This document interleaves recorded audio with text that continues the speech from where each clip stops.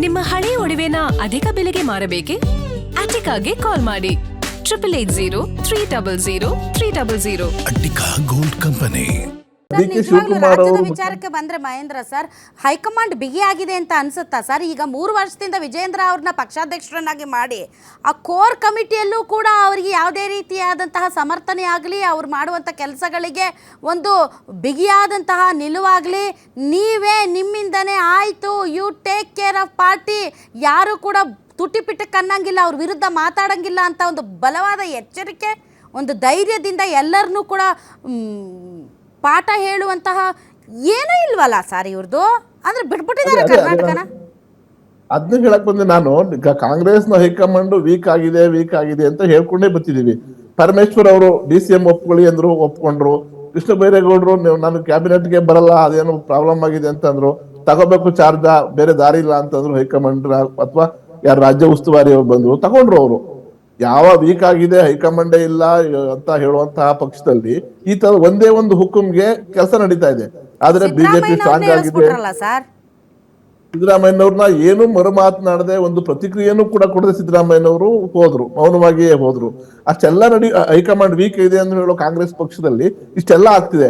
ಅದರಲ್ಲೂ DK ಶಿವಕುಮಾರ್ ಅವರು ಮುಖ್ಯಮಂತ್ರಿ ಆದ ನಂತರ ಕಾಂಗ್ರೆಸ್ ಸ್ವಲ್ಪ ಹುರುಪಾಗಿದೆ, ಎಲ್ಲ ಕಡೆಯಿಂದನೂ ಹುರುಪು ಆಗ್ತಾ ಇದೆ ಅಂತ ಅನಿಸ್ತಾ ಇದೆ. ಆದ್ರೆ ಇಡೀ ಕೇಂದ್ರದಲ್ಲಿ ಅಷ್ಟು ದಕ್ಷ ಆಡಳಿತ ಅನಿಸ್ಕೊಂಡಂತಹ ಮೋದಿ ಅಂತ ಅವರು, ಅಮಿತ್ ಶಾ ಅಂತ ಇರುವಂತಹ ಪಕ್ಷದಲ್ಲಿ ಆ ಪಕ್ಷದ ಹೈಕಮಾಂಡ್ ಆಗ್ಲಿ ಅಥವಾ ರಾಜ್ಯ ಉಸ್ತುವಾರಿ ಬರುವವರಾಗ್ಲಿ ಒಂದು ನಾನು ಹೇಳ್ತಿದ್ದೀನಿ ಮಾಡಿ ಅಂತ ಹೇಳುವಂತಹ ಯಾವ ಧೈರ್ಯವೂ ಇಲ್ಲ. ಈಗ ಯತ್ನಾಳ್ ಅವ್ರನ್ನ ಅಳದು ಸುರಿದು ಇದ್ ಮಾಡಿದ್ರು, ಉಚ್ಚಾಟನೆ ಮಾಡಿದ್ರು. ಮತ್ತೆ ಉಳಿದವ್ರು ಏನ್ ಮಾಡ್ತಿದ್ದಾರೆ, ಯಾಕೆ ಹೀಗೆ ಮಾಡ್ತಿದ್ರಿ? ಈ ವಿಜೇಂದ್ರ ತಾವ್ ಹೇಳ್ದಾಗೆ ವಿಜೇಂದ್ರ ಅವರ ಕಡೆಯಲ್ಲಿ ಇದು ಅವ್ರು ತಳೆದಾರ್ದೇನೋ ಒಳಗೋದಿ ಹೊರಗೆ ಬಂದಿರೋದು. ಅದು ಎಲ್ಲ ಏನೋ ಅನ್ನೋ ಕಾರಣಕ್ಕೆ ಅವರು ಈಗ ತುಂಬಾ ವೋಕಲ್ ಆಗಿ ಅದ್ರ ಬಗ್ಗೆ ಪ್ರತಿಭಟನಾತ್ಮಕವಾಗಿ ಮಾತುಗಳನ್ನ ಮಾತಾಡ್ತಾ ಇದ್ದಾರೆ. ಇತ್ತೀಚೆಗೆ ಎಲ್ಲೋದ್ರೂ ಕೂಡ ತುಂಬಾ ಒಳ್ಳೆ ರೆಬಲ್ ತರನೇ ಮಾತಾಡ್ತಾ ಇದ್ದಾರೆ ಅವರು. ಇಷ್ಟು ದಿನ ಎರಡು ಕಡೆ ತಪ್ಪಾಗಿದೆ. ವಿಜೇಂದ್ರ ಅವರನ್ನು ಕೂಡ ಯಾರನ್ನ ನಂಬೇಕಾಗಿತ್ತು, ಯಾರನ್ನ ನಂಬಾರ್ದಾಗಿತ್ತು, ಪಕ್ಷದ ನಾಯಕನಾಗಿ ಅಥವಾ ರಾಜ್ಯದ ಅಧ್ಯಕ್ಷರಾಗಿ ಆತರ ತಪ್ಪುಗಳನ್ನ ಮಾಡ್ಕೊಂಡಿದ್ದಾರೆ. ಅದನ್ನ ಸರಿಪಡಿಸ್ಕೊಳ್ಳಕ್ಕೆ ಅವಕಾಶಗಳೇ ಸಿಗದೆ ಇರೋ ತರ ಹೈಕಮಾಂಡ್ ನಡ್ಕೋತಾ ಇದೆ, ರಾಜ್ಯದ ಬಂಡಾಯ ನಾಯಕರುಗಳು ನಡ್ಕೋತಾ ಇದ್ದಾರೆ. ಈಗ ಆಗ್ಬೇಕಾಗಿರೋದು ಏನಂದ್ರೆ ಬಿಜೆಪಿಗೆ, ನಮ್ಮ ಬಿಜೆಪಿ ವಕ್ತಾರರು ಹೇಳ್ತಾ ಇದ್ರು, ಪ್ರಯತ್ನ ಪಡ್ತಾ ಇದ್ರು, ಏನಂದ್ರೆ ಆಂತರಿಕವಾಗಿಯೇ ಆ ಪಕ್ಷದ ಹೈಕಮಾಂಡ್ ಅಥವಾ ಯಾರೋ ಇನ್ಚಾರ್ಜ್ ಬರ್ತಾರಲ್ಲ, ಸ್ಟೇಟ್ ಇನ್ಚಾರ್ಜ್ ಬರ್ತಾರಲ್ಲ, ಅವ್ರು ಇದನ್ನ ಸರಿಪಡಿಸ್ಬೇಕೇ ಹೊರತಾಗಿ DK ಶಿವಕುಮಾರ್ ಅವರು ರಾಜಕಾರಣ ಮಾಡ್ಲೇಬೇಕು. ಅವ್ರು ಸುಮ್ಮನೆ ಕೂರಕ್ಕಂತೂ ಆಗಲ್ವಲ್ಲ. DK ಶಿವಕುಮಾರ್ ಸಿಗ್ತಾರೆ, ಅವಕಾಶ ಸಿಕ್ಕಿದ್ರೆ ಕುಮಾರಸ್ವಾಮಿ ಮಾಡ್ತಾರಂತ. ರಾಜಕೀಯ ಪಕ್ಷವಾಗಿ ರಾಜಕಾರಣ ಮಾಡಕ್ ಬಂದಾಗ DK ಶಿವಕುಮಾರ್ನ ಮೌನ ವಹಿಸಿ ನೀವು ಏನು ಮಾತಾಡ್ಬೇಡಿ ಅಂತ ಹೇಳೋದು ಅದು ಸರಿಯಾದ ನಿಲ್ವಲ್ಲ. ಅವ್ರ ರಾಜಕೀಯ ಅಸ್ತಿತ್ವ ಅದು. ಓಕೆ, ಎಸ್ ಇವರು ಮಹೇಶ್ ಗೌಡ್ರೆ ಇವತ್ತು ಕಾಂಗ್ರೆಸ್ನ ದುರಾಡಳಿತ, ಕಾಂಗ್ರೆಸ್ನಲ್ಲಿ ನಾಯಕತ್ವ ಬದಲಾವಣೆಯಿಂದಾಗಿ ಆಗಿರುವಂತಹ ಬಹಳಷ್ಟು ಆಡಳಿತಾತ್ಮಕವಾದಂತಹ ಒಂದು ಸ್ಲೋ ಡೌನ್ ಆಗಿರಬಹುದು. ಈಗಲೂ ಕೂಡ ಸಚಿವ ಸಂಪುಟವನ್ನು ವಿಸ್ತರಣೆ ಮಾಡೋಕ್ಕಾಗದೆ ಅವರು ಬರ ಮತ್ತು ನೆರೆ, ಇನ್ನೊಂದು ಕಡೆ ಮಳೆ, ಇಂತಹ ಪರಿಸ್ಥಿತಿಯಲ್ಲಿ ಈಗಲೂ ಕೂಡ ಇನ್ನೂ ಏನೂ ಮೂವ್ಮೆಂಟೇ ಇಲ್ಲ. ಅಂತಹ ಸಂದರ್ಭದಲ್ಲಿ BJPಗೆ ಮತ್ತು BJPಗೆ JDSಗೆ ಪ್ಲಸ್ ಆಗಬಹುದಾದಂಥ ಸಿನಾರಿಯೋ ಇವತ್ತು ಯಾಕೋ ಉಲ್ಟಾ ಆದಂಗೆ ಕಾಣ್ತಾ ಇದೆ ಸರ್. ಇವತ್ತು SIR ಬೇರೆ ಬೇರೆ ರಾಜ್ಯಗಳಲ್ಲಿ ನಿಮ್ಮ ಮೈತ್ರಿ ಪಕ್ಷಕ್ಕೆ ಅನುಕೂಲವಾಗಿರೋದು, ಕರ್ನಾಟಕದಲ್ಲಿ SIR ಬೇಡ ಅಂತ ಊರಿಗೆ ಮುಂಚೆ ನೀವೇ ಹೋಗಿ ಚುನಾವಣಾ ಆಯೋಗದ ಮುಂದೆ ನಿಂತ್ಕೊತಾ ಇದ್ದೀರಿ. ಮತ್ತೊಂದು ಕಡೆ ಅಡ್ಡ ಮತದಾನ ಹಾಕಿ BJP ಮತ್ತು JDS ವಿಲವಿಲ ಅಂತ ನಡ್ಗಂಗೆ ಮಾಡ್ತಾ ಇದ್ದಾರೆ. ಏನು ಸರ್, ಕಂಪ್ಲೀಟ್ ಶಿಫ್ಟ್ ಓವರ್ ಆದಂಗೆ ಕಾಣ್ತಾ ಇದೆ ಅಲ್ಲ ರಾಜ್ಯ ರಾಜಕೀಯದಲ್ಲಿ. ಸ್ವತಃ ಕುಮಾರಸ್ವಾಮಿ ಅವರು ಹೋಗ್ಬಿಟ್ಟು ರಾಮನಗರದಲ್ಲಿ ನಮ್ಮ ಓಟ್ಗಳನ್ನೆಲ್ಲ ಕಿತ್ತಾಕ್ತಾ ಇದ್ದಾರೆ ಅಂತ ವಿಲವಿಲ ಅಂತ ಒದ್ದಾಡ್ತಾ ಇದ್ದಾರೆ. ಸೊ ಏನು ಗೇಮ್ ಪ್ಲ್ಯಾನ್ ಇದು ಅಂತ?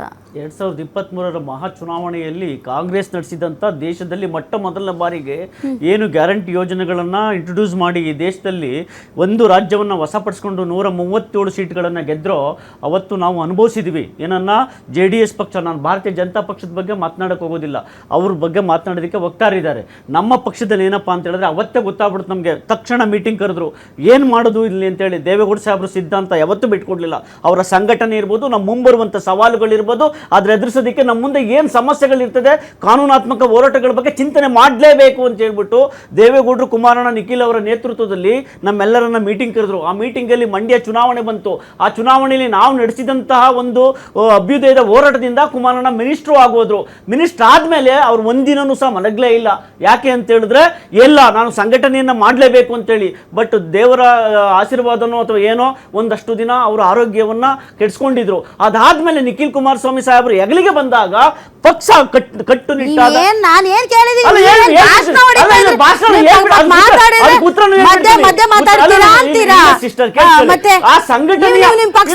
ನಿಖಿಲ್ ಕುಮಾರಸ್ವಾಮಿ ಹೆಂಗೆ ಅಂತ ಪ್ರಶ್ನೆ ಕೇಳಿದ್ನ ಎಲ್ಲ ಪ್ಲಸ್ ಪಾಯಿಂಟ್ ಆಗಿದ್ದಂತಹ ಸಿನಾರಿಯೋ ಕಂಪ್ಲೀಟ್ ನಿಮ್ಗೆ ವಿರುದ್ಧವಾಗಿ ಈಗ ಕಾಣ್ತಾ ಇದೆ. ಯಾಕೆ ಹಿಂಗಾಯ್ತು? ಇವತ್ತು ಕುಮಾರಸ್ವಾಮಿ ಅವ್ರು ಪ್ರೆಸ್ ಮೀಟ್ ಮಾಡಿ ಅಯ್ಯೋ ರಾಮನಗರದಲ್ಲಿ ಹಂಗ್ ಮಾಡ್ತಿದ್ದಾರೆ ಹಿಂಗ್ ಮಾಡ್ತಿದ್ದಾರೆ ಅಂತ ಅವರೇ SIR ನ ಬಂದ್ ಮಾಡಿ ಸ್ಟಾಪ್ ಮಾಡಿ ಅಂತ ಹೇಳೋ ಲೆವೆಲ್ಗೆ SIR ನಿಮ್ಗೆ ವಿರುದ್ಧವಾಗಿದೆಯಲ್ಲ. ನೋಡಿ, ಇಲ್ಲ ನಾನು ಅದಕ್ಕೆ ಉತ್ತರಕ್ಕೆ ಬರ್ತೀನಿ. ಬಿಡಿ, ಈಗ ನಿಖಿಲ್ ಕುಮಾರಸ್ವಾಮಿ ಯಾಕೆಂದ್ರೆ ನಮ್ಮ ಪಕ್ಷದಲ್ಲಿ ಅವ್ರು ಇವಾಗ ನೋಡಿ SIR ಬಗ್ಗೆ ಸಂಬಂಧಪಟ್ಟಂತೆ ನಾನು ಇವತ್ತು ಚುನಾವಣಾ ಆಯೋಗದಲ್ಲಿ ನಾನು ಭಾಗಿಯಾಗಿದ್ದೆ ಮೀಟಿಂಗ್ ಅಲ್ಲಿ. ಇವತ್ತು ನೋಡಿ ಕುಮಾರಸ್ವಾಮಿ ಅವ್ರು ಮಾಡಿರೋ ತಪ್ಪೇನಿದೆ? SIR ಬೇಡ ಅಂತ ಹೇಳ್ತಾರೆ. ನಾವು SIR ಬೇಕು ಅಂತೇಳಿ 80 ವಿಧಾನಸಭಾ ಕ್ಷೇತ್ರದಲ್ಲಿ ಇವತ್ತೇನಾದ್ರೂ ಕರ್ನಾಟಕದಲ್ಲಿ ಮಾಡಿದ್ದೇ ಆಗಿದ್ರೆ ಏನಾರ ಕಾರ್ಯಕಾರಿಗಳನ್ನ ನನ್ನನ್ನು ಸೇರಿಸ್ಕೊಂಡು ಇವತ್ತು JDS ಪಕ್ಷ ನಿಮ್ದೆಲ್ಲ ವ್ಯರ್ಥ ಆಯ್ತಲ್ಲ, ಶ್ರಮ ಬೇಡ ಸ್ಟಾಪ್ ಮಾಡಿ ಅಂತ ಹೋಗಿ ಹೇಳಿರೋದು ಏನು ಅಂತ ಹೇಳಿದ್ರೆ, ಏನು ಒಂದ್ ಮೊದಲ 3 ದಿನ ನಡೆದಿದೆ. 3 ದಿನ ನಡೆದಿರ್ತಕ್ಕಂಥ ರಾಜ್ಯ ಅಧಿಕಾರಿಗಳ ಮೇಲೆ ನಂಬಿಕೆ ಇಲ್ಲ. ನೀವು ಕೇಂದ್ರದಿಂದ ವೀಕ್ಷಕರನ್ನ ಕರ್ಕೊಂಡ್ಬಂದು ಕೇಂದ್ರ ಅಧಿಕಾರಿಗಳನ್ನ ಇಲ್ಲಿ ಇಟ್ಟು SIR ನಡೆಸಿ, ಇಲ್ಲ ರಾಮನಗರದಲ್ಲಿ ಹಂಗಾಗ್ತಾ ಇದೆ, ಹಳೆ ಮೈಸೂರು ಭಾಗದಲ್ಲಿ ಹಿಂಗಾಗ್ತಾ ಇದೆ ಅಂತ ಒದಾಡ್ತಿರೋರು ಯಾರು? ನೀವು ತಾನೇ. ಇಡೀ ರಾಷ್ಟ್ರಾದ್ಯಂತ SIR ಬಿಜೆಪಿಗೆ ಅದರ ಮೈತ್ರಿ ಪಕ್ಷಕ್ಕೆ ಅನುಕೂಲಕರವಾಗಿದ್ದಾಗ ಕಾಂಗ್ರೆಸ್ ಆಡಳಿತ ಇರುವಂತಹ ಕರ್ನಾಟಕ ರಾಜ್ಯದಲ್ಲಿ ಅದು ಮುಖ್ಯಮಂತ್ರಿ DK ಶಿವಕುಮಾರ್ ಆದ ಮೇಲೆ ಸಿನಾರಿಯೋನೇ ಚೇಂಜ್ ಆಗ್ತಾ ಇದೆಯಲ್ಲ. ಅಂದ್ರೆ ಮಗ್ಗಲ ಆಗುತ್ತೆ ಅಂತ ಯಾವ ಆಧಾರದ ಮೇಲೆ ಹೇಳ್ತೀರಾ? ಇನ್ನೇನ್ ಬಂಗಾಳ ಮತ್ತೆ ಬಿಹಾರದಲ್ಲಿ ಆಗಿದ್ದೇನು ನೋಡಿ, ತಿಳ್ಕೊಬಿಡಿ. ಅಲ್ಲಿಯ ವಿರೋಧ ಪಕ್ಷಗಳು ನಾನು ದಯವಿಟ್ಟು ರಾಜ್ಯದ ಜನತೆಗೆ ಹೇಳ್ತೀನಿ, ಬಿಜೆಪಿಗೆ ಅನುಕೂಲ ಆಗುತ್ತೆ ಅನ್ನೋದು ಶುದ್ಧ ಸುಳ್ಳು.